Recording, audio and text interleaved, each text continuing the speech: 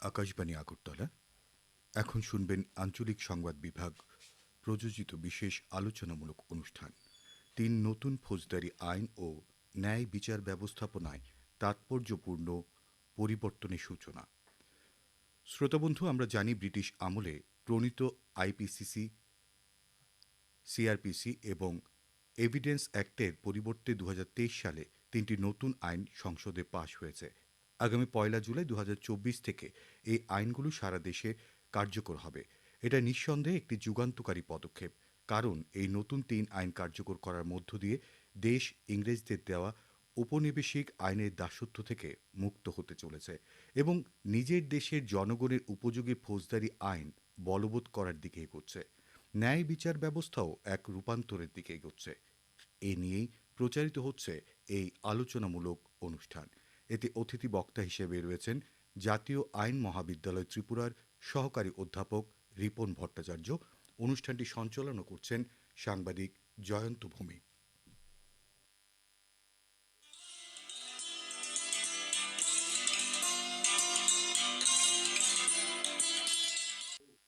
নমস্কার।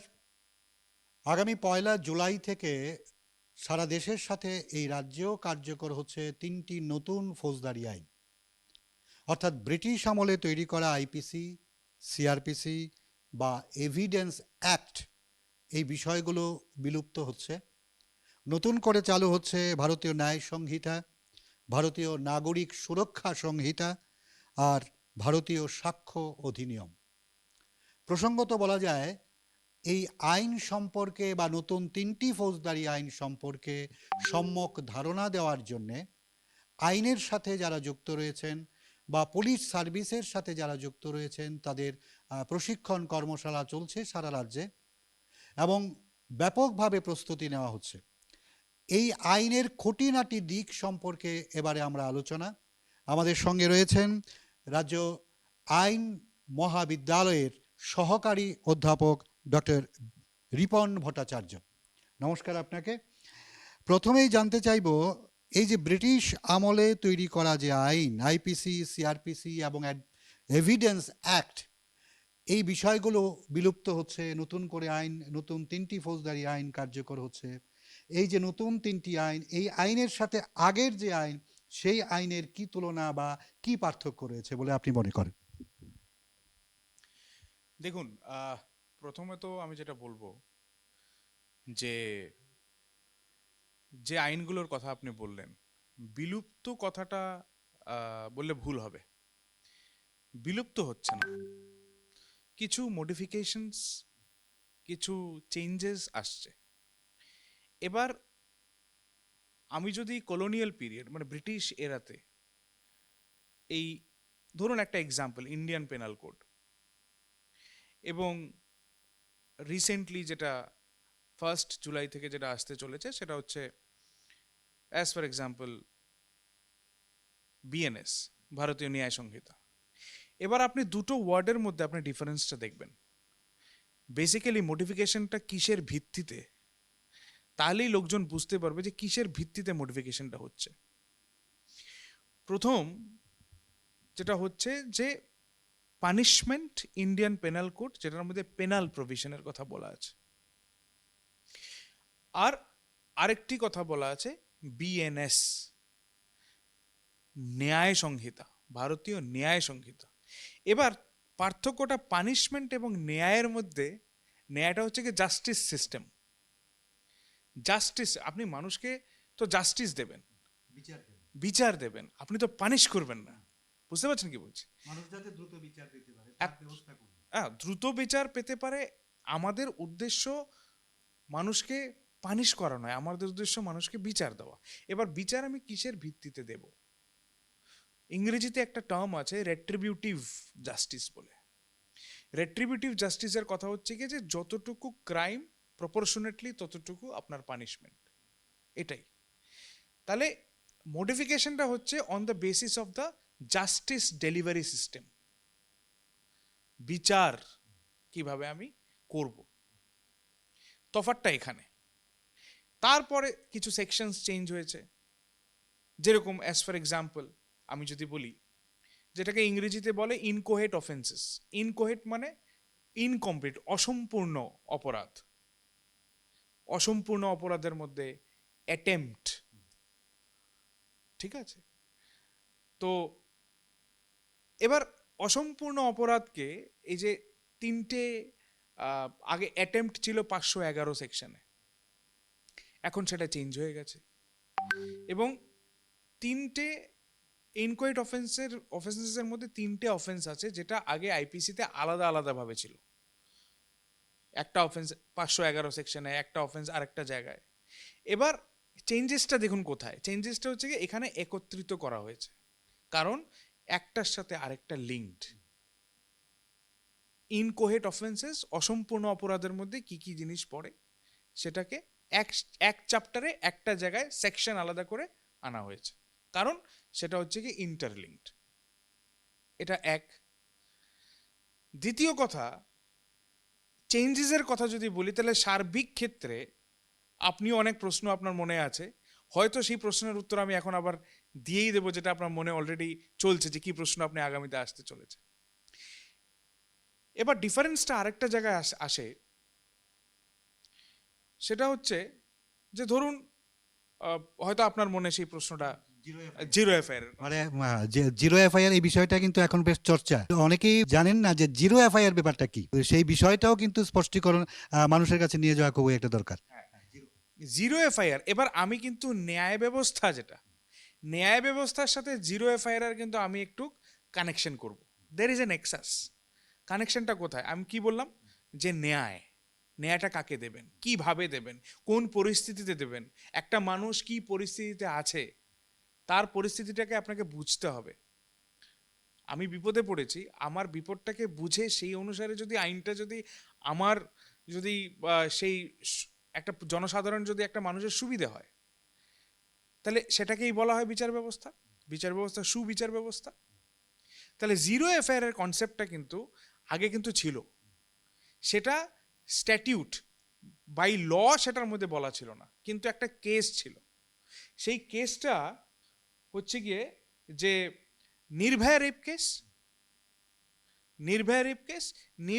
কেস থেকে কিন্তু জিরো এফআইআর এর কনসেপ্টটা আসলো, কারণ এটা একটা আলোড়ন সৃষ্টি করেছিল পুরো দেশে, যে এই নির্ভয়া রেপ কেসটা, এবং যে জাজমেন্টগুলো হয়েছে, যে জাস্টিসগুলো হয়েছে, সেটা কিন্তু because of the public pressure, public opinion ছিল এটার মধ্যে। তাহলে পাবলিক ওপিনিয়নটাকে মাথায় রেখে জাস্টিস ডেলিভারিটাকে সেটার সাথে ইন্টারলিঙ্কড করে বিএনএসটাকে কিন্তু আনা হয়েছে। এবার জিরো এফআইআর আপনি বললেন, ধরুন অ্যাজ ফর এক্সাম্পল, আপনার সাথে কোনো একটা ক্রাইম হলো, আপনি বিপদে, আপনি ইমিডিয়েটলি আপনি থ্রু মেল বা থ্রু মেসেজ, থ্রু কিছু একটা দিয়ে ইলেকট্রনিক্যালি আপনি ইমিডিয়েটলি। এবার দেখুন এফআইআরটা কোথায় হয়। এফআইআরটা হয় হচ্ছে গিয়ে আপনার জুরিসডিকশন থাকে, যে জুরিসডিকশনে আপনার ক্রাইমটা যদি হয়, সেই জুরিসডিকশনের হচ্ছে গিয়ে পুলিশ থানাতে গিয়ে আপনাকে কিন্তু ইনফরমেশনটা দিতে হবে। যে কোনো জায়গা থেকে করতে পারেন। এবার যে কোনো জায়গা থেকে কোথায় করবেন? ওই জুরিসডিকশনে করবেন যে জুরিসডিকশনে আপনার থানাটা আছে? না, সেটা হওয়া সম্ভব নয়। এবার আমার কাছাকাছি যে কোনো পুলিশ স্টেশন বা যে কোনো পুলিশ স্টেশনে আমি কিন্তু আমার মেলটা, আমার যেটা আমাকে যা অ্যাক্সেস থাকবে সেই অ্যাক্সেস অনুযায়ী আমি কিন্তু মেলটা করে দেব। এবার এটা দেখা যেতে পারে অনেক সময় যে এফআইআরটা আমি করেছি থ্রু ভায়া ইলেকট্রনিক মোড, একটা কথার কথা বলছি, ইলেকট্রনিক মোডে আমি এফআইআরটা করলাম, আমি মেল করে দিলাম, অনলাইনে আমি করলাম তো, মানে সশরীরে গিয়ে করা আর অনলাইনে করা। তাহলে অনলাইনে আমি কেন করছি? কারণ আমি বিপদে, বুঝবেন ব্যাপারটা। এবার অনলাইনে আমি কোথায় করছি? আমি আমার একটা যে কোনো আমার পার্শ্ববর্তী থানায় গিয়ে আমি কমপ্লেনটা করলাম, গেলাম না, কিন্তু আমি কমপ্লেনটা করলাম আমার সাথে এরকম একটা হয়েছে। যে থানাতে আমি কমপ্লেনটা করলাম সেই থানাটা হয়তো ওই জুরিসডিকশনে পড়ে না যে জুরিসডিকশনে ক্রাইমটা হয়েছে, তাহলে সেই থানার কোনো দায়বদ্ধতা নেই কিন্তু। তাহলে এই আইন অনুযায়ী থানার যে দায়বদ্ধতা কোথায়, এবার সেই থানা তার সম্পূর্ণ ডিটেলসটা জেনে যে জুরিসডিকশনে ক্রাইমটা হয়েছে সেই জুরিসডিকশনের থানাতে কিন্তু ইনফর্ম করবে এবং সেটা ইনফর্ম হয়ে যাবে। তাহলে যে জুরিসডিকশনে ক্রাইমটা হয়েছে সেই জুরিসডিকশনের থানাতে কিন্তু সেটা ইনফরমেশনটা চলে গেল। কিভাবে গেল? আরেকটা থানার মাধ্যমে। তাহলে জাস্টিসটা আমার সুবিধাটা কতটা হচ্ছে, আমার কতটা সুবিধা হচ্ছে, চলে গেল। যাওয়ার পরে এইবার এফআইআর সাবমিট হয়, তারপরে সেটাকে প্রিলিমিনারি ইনকোয়ারি হয়, তারপরে ইনভেস্টিগেশন হয়, তারপরে হচ্ছে কি আপনার ইনভেস্টিগেশন হয়। সেটা হচ্ছে গিয়ে প্রসেস, সেটা হচ্ছে গিয়ে প্রসেস অফ ইনভেস্টিগেশন। তো জিরো এফআইআর আপনি যে কোনো জায়গা থেকে করতে পারেন, ঠিক আছে? তো সেটা আমি বলছিলাম যে একটা সুপ্রিম কোর্ট একটা কেসের মাধ্যমে জিরো এফআইআর কনসেপ্টটা নিয়ে এসেছিল, কিন্তু সেটাকে ঠিকঠাকভাবে ফলো করা হতো না, কারণ সেটা স্ট্যাটিউটারি নর্ম ছিল না। সেটা ল হিসাবে, হ্যাঁ, জাজমেন্টে যদি সুপ্রিম কোর্ট একটা জাজমেন্ট দেয়, সেই জাজমেন্টটাতে সুপ্রিম কোর্ট কিছু একটা বললো, অবশ্যই সেটা অমান্যকর নয়, কিন্তু ল হিসাবে সেটা আছে কি নেই সেটা দেখতে হবে, সেটা ছিল না। এইবার জিরো এফআইআর এর কনসেপ্টটা কিন্তু বিএনএস এ কিন্তু এসছে। মানে হ্যাঁ, বিএনএস ভারতীয় ন্যায় সংহিতা, যেটা আইপিসি ছিল সেটা মানে সরি বিএনএসএস, ঠিক আছে, বিএনএসএস এ ঢোকান, সিআরপিসি ক্রিমিনাল প্রসিজিওর কোড। কারণ এফআইআর এর কনসেপ্ট কিন্তু আগে সিআরপিসিতেও ছিল না, ঠিক আছে? হ্যাঁ ছিল, সেকশন 154 ছিল, এখন সেকশন খুব সম্ভবত সেকশন 173, ইয়েস সেকশন 173-তে আছে। এবং এফআইআর করার পর পুলিশের কি কর্তব্য? ইনভেস্টিগেশনে। এবার এখানে একটা ছোট্ট একটা গ্যাপ আছে। গ্যাপটা হচ্ছে যে দেখুন, একটা কেস আছে, কেসটা হচ্ছে গিয়ে আপনার Lalita Kumari versus state of Uttar Pradesh. Lalita Kumari versus state of Uttar Pradesh. ওই কেসটাতে বলা হয়েছে যে এফআইআরটা যে এফআইআর আমি করতে যাচ্ছি বা এফআইআরটা আমি গিয়ে আমি সাবমিট করলাম, বা পুলিশ, আমি যেটা বলছি আমি ইলিটারেট, আমি বলতে পারছি না, পুলিশ আমার কথা শুনে শুনে সেটাকে লিখলো, যে কোনো ধরনের হোক না কেন, যে কোনোভাবে হোক না কেন, এফআইআরটা হলো। এফআইআর করার পরপরই পুলিশের কিন্তু কর্তব্যটা কিন্তু স্টার্ট হয়ে যায়। পুলিশের কর্তব্য হচ্ছে কি যে এফআইআর করার পরে ইনভেস্টিগেশন করা। এবার এবার এই যে আমাদের যে নতুন আইনগুলো যে আছে সেটার মধ্যে বলা আছে যে এফআইআর করার পরে একটা প্রিলিমিনারি একটা আমার কাছে খবরটা আসলো, আমার প্রিলিমিনারি ইনভেস্টিগেশন করতে হবে। দুটো কনসেপ্ট আছে, একটা আছে কগনিজেবল অফেন্স, একটা আছে নন কগনিজেবল অফেন্স। এবার কগনিজেবল অফেন্স কি? কগনিজেবল অফেন্স হচ্ছে গিয়ে যেটা খুব সিরিয়াস ক্রাইম, যেটা সিরিয়াস ক্রাইম। নন কগনিজেবল হচ্ছে গিয়ে কম সিরিয়াস। বিশেষ করে নন কগনিজেবল অফেন্সের ক্ষেত্রে এটা কিন্তু বেলেবল না, আপনি বেল পাবেন না, কারণ এটা সিরিয়াস। হ্যাঁ, এবার তাহলে এফআইআরটা লজ করার পরপরই পুলিশের সেটা ধর্ম এবং কর্তব্য অ্যাজ পার দ্য ল, যে সেটাকে দেখা যে সেটা কতটা প্রাইমা ফেসি, এটার মধ্যে কতটা ইম্পর্টেন্ট, যেটা কগনিজেবল কি কগনিজেবল না, কগনিজেবল কি কগনিজেবল না। অনেক ক্ষেত্রে পুলিশ কি করে এফআইআর লজ করে না, কারণ ওরা মনে করে যে ইনফরমেশনগুলো ওরা পাচ্ছে বা যে মানে ইনফরমেশনের বেসিসে ওদের মনে হচ্ছে এটা খুব একটা ইম্পর্টেন্ট না, এটা খুব একটা ইম্পর্টেন্ট না, ঠিক আছে, এটার দরকার নেই। কিন্তু কেউ জানে না যে এটার হয়তো আরো ইনডেপথ অনেক আরো ব্যাপার আছে, যেটার মধ্যে সেটা আরো অনেক সিরিয়াস ব্যাপার আছে। তো একদম যদি মোদ্দা কথা আমি যদি বলি, তাহলে পরে সেটার মধ্যে জিরো এফআইআরে পুলিশের কর্তব্য হচ্ছে কি এফআইআরটাকে নেওয়া, এফআইআরটাকে দেখে নিয়ে সেটাকে ইনভেস্টিগেশন স্টার্ট করা, ইনভেস্টিগেশন স্টার্ট করার উইদিন 90 ডেজের মধ্যে হচ্ছে কি আপনার যে কমপ্লেন করেছে তাকে ইনফর্ম করা যে কতটা ডেভেলপমেন্ট হয়েছে। এবং আরেকটা, এই যে ইনফরমেশনগুলো যে পুলিশ গ্যাদার করছে সেটা কিন্তু ম্যাজিস্ট্রেটের সাথেও কিন্তু শেয়ার করতে হবে, ঠিক আছে? প্রতিটা ইনফরমেশন এরা মানে এরা লিখে নিয়ে টোটাল প্রক্রিয়াটা ভিডিওগ্রাফির ব্যবস্থা রয়েছে এই নতুন আইনে, এরকম? ভিডিওগ্রাফির ব্যাপারটা হচ্ছে কি মানে হ্যাঁ আছে। ধরুন একটা মহিলা, তার কাছ থেকে ইনফরমেশন কালেক্ট করতে হবে, তার হয়তো রেপ হয়েছে, সে হচ্ছে কি ভিকটিম, রেপের কথা বাদ দিন, সে ভিকটিম, সে আসতে পারছে না। এবার আছে এরকম আইন যে আইনের মধ্যে এটাও বলা আছে যে বয়স যদি বেশি থাকে, আগে ছিল 65, এখন হচ্ছে গিয়ে 60, ঠিক আছে, কোনো যদি মহিলা থাকে, কোনো যদি ডিসেবলড থাকে, আমি স্পেশালি ধরুন ডিসেবল বলতে এই চোখে দেখে না, প্রতিবন্ধী, হ্যাঁ এরকম, তো এইরকম সিচুয়েশনে কিন্তু পুলিশ কিন্তু বাড়িতে গিয়ে ইনফরমেশন কালেক্ট করবে, বা এমন কোনো জায়গায় অ্যাপার্ট ফ্রম যা ওরা যেখানে থাকছে তার সেই জায়গাটা বাদ দিয়ে অন্য কোনো প্লেসের মধ্যে গিয়ে ভিডিওগ্রাফি করে পুরো ইনফরমেশন কালেক্ট করে ওরা নিয়ে আসবে। কারণ এটা স্পেসিফিক্যালি যদি আমি বলি, সেটা মহিলার জন্যে, বাচ্চাদের জন্যে এটা কিন্তু খুবই ইম্পর্টেন্ট জিনিস।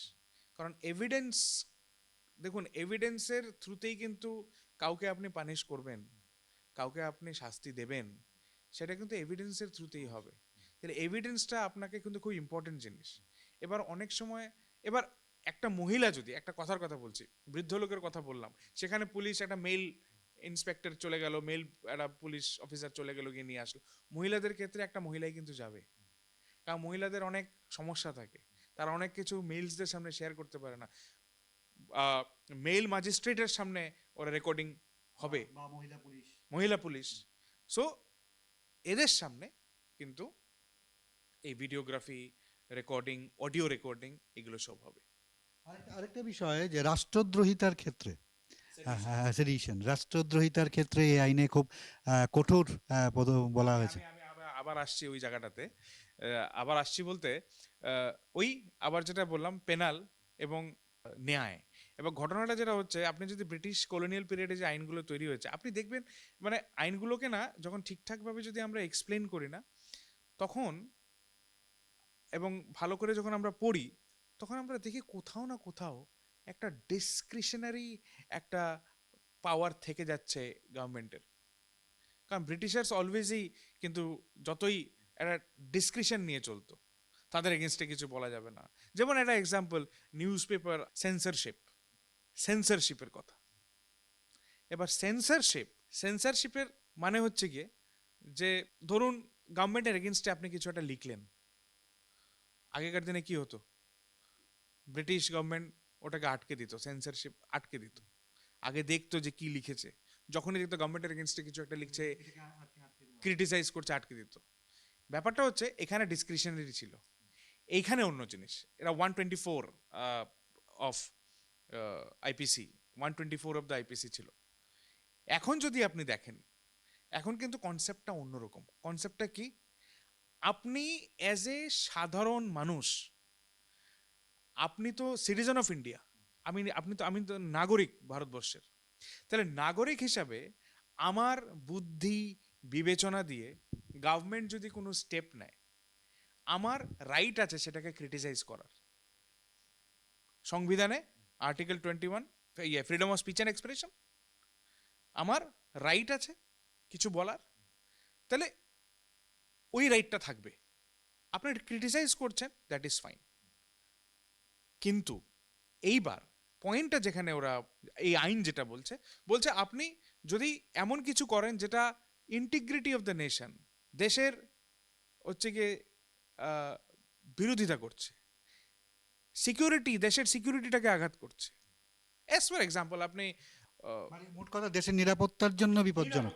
কিন্তু এটার মানে এই নয় যে আপনি যদি কোনো গভর্নমেন্টকে ক্রিটিসাইজ করেন, this is not good, this can be done, এবার আপনি পেপারে লিখছেন বা অনেক কিছু বলছেন, ব্রিটিশার্সরা কি করতো, এটাকে আটকে দিত। এটাকে মানে এমনভাবে ওটাকে ডিফাইন করা হয়েছে যে সেটাকে গভর্নমেন্ট যেভাবে চাইবে সেইভাবে সেটাকে ইন্টারপ্রিট করবে। তাহলে সেইভাবে যদি তাহলে আরবিট্রারি একটা ব্যাপার চলে আসছে। কনস্টিটিউশনে একটা কথা আছে, rule of law. Rule of লতে বলা আছে absence of arbitrariness. Absence of arbitrariness বলছে আমি যা ইচ্ছা তা করতে পারি না ডেমোক্রেটিক সোসাইটিতে, তাই তো? তাহলে রুল অফ লটাকে কিন্তু ভাঙছিল ওই। এই জন্যই আমি আবার আসছি কিসে, ন্যায় বিচার ব্যবস্থা আর পানিশমেন্ট, দুটোর মধ্যে কিন্তু অনেক তফাৎ।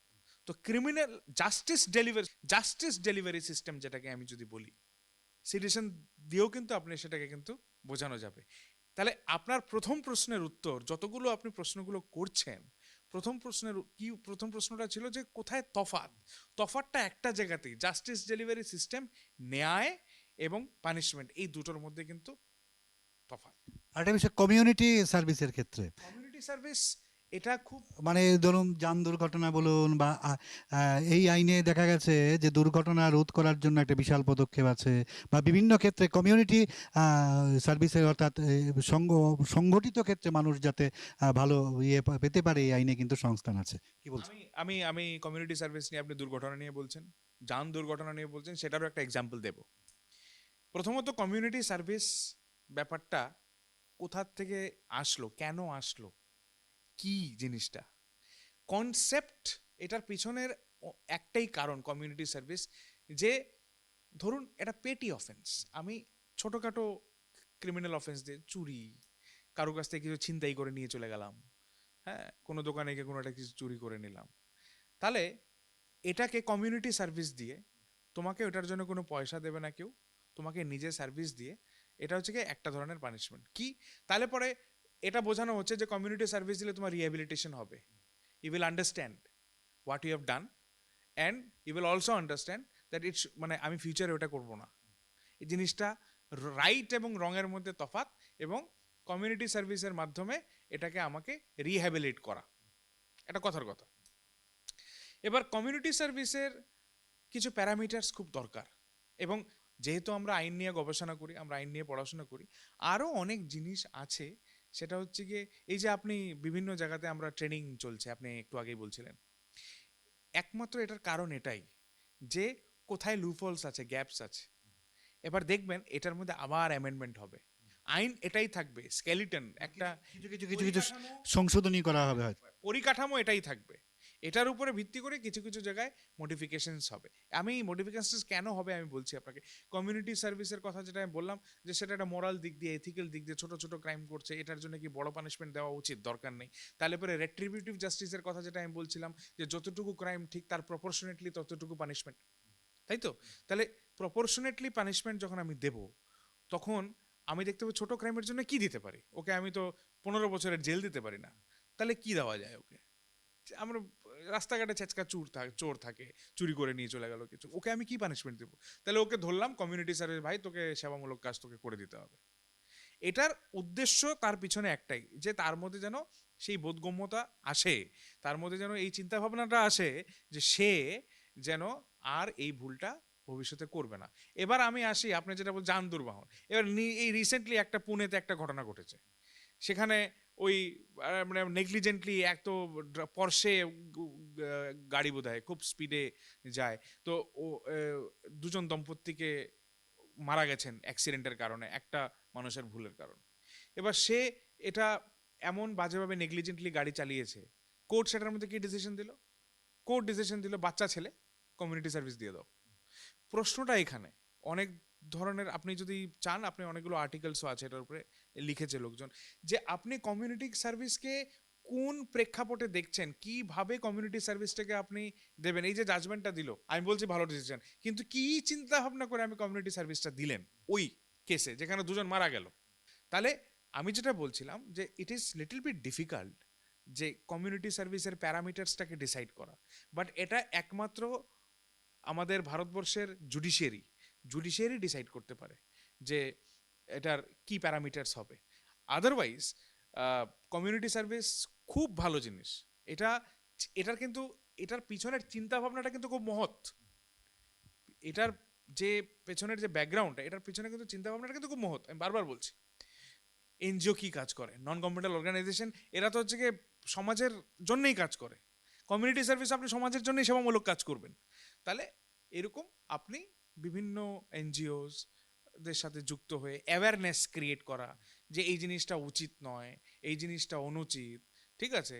আমাদের আবার অনেক আমাদের যারা এই ধরনের কাজকর্মে আছে তাদের মধ্যে বোধ শক্তি জাগ্রত করে, এবং লিগ্যাল অ্যাওয়ারনেস ক্যাম্প, এটা আমাদের ন্যাশনাল ল ইউনিভার্সিটি, আমাদের ন্যাশনাল ল ইউনিভার্সিটি, প্রতিটা ন্যাশনাল ল ইউনিভার্সিটি হোক, যে কোনো ল ডিপার্টমেন্ট হোক, যে কোনো ল কলেজ হোক, এই লিগ্যাল অ্যাওয়ারনেস ক্যাম্প কিন্তু এটা কিন্তু ম্যান্ডেটরি, এবং এটা বার কাউন্সিল অফ ইন্ডিয়ার নর্মকে এটা করতে হবে। কেন? To aware the people. ওটার সাথে কমিউনিটি সার্ভিসকে কিন্তু আপনি লিঙ্ক করতে পারবেন, দের ইজ এন এক্সেস। আমরা এতক্ষণ ধরে এই 3টি ফৌজদারি আইন যেটা কার্যকর হচ্ছে আগামী 1 জুলাই থেকে, সেই বিষয়ে বিস্তারিত আলোচনা করলাম এবং সাধারণ মানুষ এর থেকে কতটা উপকৃত হতে পারে, আগের আইনের সাথে অর্থাৎ ব্রিটিশ আমলে তৈরি করা আইনের সাথে বর্তমান যে চালু হওয়া আইন, সে আইনের কি তফাৎ সেটাও বিস্তারিতভাবে জানলাম। তো এতক্ষণ আমাদের সঙ্গে ছিলেন রাজ্যের আইন মহাবিদ্যালয়ের সহকারী অধ্যাপক ডক্টর রিপন ভট্টাচার্য। আপনাকে অসংখ্য ধন্যবাদ। অনুষ্ঠান এখানেই শেষ করছি। নমস্কার। এতক্ষণ শুনলেন আঞ্চলিক সংবাদ বিভাগ প্রযোজিত বিশেষ আলোচনামূলক অনুষ্ঠান। অনুষ্ঠানে অতিথি বক্তা হিসেবে ছিলেন জাতীয় আইন মহাবিদ্যালয় ত্রিপুরার সহকারী অধ্যাপক ডক্টর রিপন ভট্টাচার্য। অনুষ্ঠানটি সঞ্চালনা করলেন সাংবাদিক জয়ন্ত ভৌমিক।